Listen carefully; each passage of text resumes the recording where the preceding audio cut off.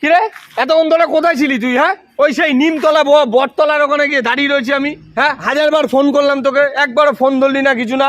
যাবি না একবার তো বলতে পারছি আমাকে? হ্যাঁ, আরে ভাই তুই শোন, রাগ করিস না।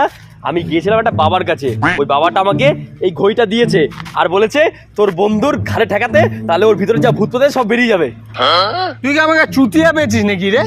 হ্যাঁ, কি ঘড়ি, কি ঘাড়ে ঠেকাবি, কি ভূত, কিসের ভূত? হ্যাঁ, আরে ভাই তুই একবার একটু ঠেকিয়ে দেখ। দেখ না না না, দেখ, শোন কথা শোন, আবার তোর ভূত টুত বেরিয়ে যাবে। দেখ দেখ দেখ দেখ। আরে আমি তো ভুল ভাবছিলাম, এ তো ভূত না, এ তো কুত্তা।